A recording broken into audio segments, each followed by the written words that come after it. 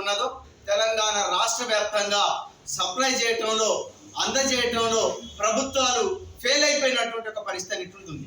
Urea అందకపోవడంతో అరకొర urea కోసం ఈరోజు రైతాంగం మొత్తం కూడా ఆ మార్కెట్ యార్డులలో ఆ కేంద్రాలకు వచ్చి అర్ధరాత్రి కాడ కాపలా ఉంటున్నటువంటి ఒక స్థితి.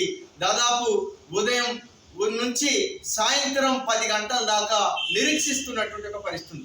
ఒక్కొక్క రైతుకి 20-30 కట్టలు అవసరమైనటువంటి వాళ్ళకి 3 కట్టలు మాత్రమే అందజేస్తున్నటువంటి ఒక పరిస్థితి అనేటువంటిది ఉన్నది. దీంతో వ్యవసాయం అనేటువంటిది దెబ్బతింటున్నది. దీంతో వాళ్ళ పనులు రైతులు వదులుకొని వచ్చి పడిగాపులు పడుతున్నటువంటి ఒక పరిస్థితి. ఈ సమస్యని పరిష్కరించాలి అని చెప్పి అఖిల భారత రైతు కూలీ సంఘం ఆందోళనకి పిలుపునిచ్చింది. అయినా ఈ ప్రభుత్వం ఏమాత్రం కూడా ముందుకొచ్చి ఈ సమస్యని పరిష్కరించేటువంటి ఒక స్థితి లేనటువంటి ఒక పరిస్థితి ఏర్పడింది.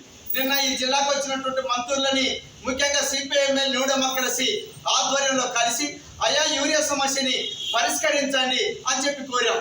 అయినా నిమ్మకి నీరెత్తినట్టుగానే ప్రభుత్వ అధికారులు వ్యవహరిస్తున్నారు తప్ప ఈ సమస్యని పరిష్కరించేటు వైపు రాష్ట్ర ప్రభుత్వం ఆలోచించడం లేదు, కేంద్ర ప్రభుత్వం తగినటువంటి ఒక చర్యలు తీసుకోవటం లేదు. ఈ స్థితిలో అఖిల భారత రైతు కూలీ సంఘం ఏదైతే ఉన్నదో అది ఈ నెల 21వ తారీఖున చలో కలెక్టరేట్ ఏదైతే ఉన్నదో దానికి పిలుపునిచ్చి ధర్నా కార్యక్రమం అనేటువంటి దాన్ని చేపట్టాం. ఈ కార్యక్రమానికి జిల్లా వ్యాప్తంగా ఉండేటువంటి రైతులందరూ వచ్చి ఈ సమస్య పరిష్కారం అయ్యేంత వరకు తమ ఉద్యమ కార్యక్రమాన్ని చేపట్టాల్సిందిగా ఈ సందర్భంగా పిలుపునిస్తున్నాం.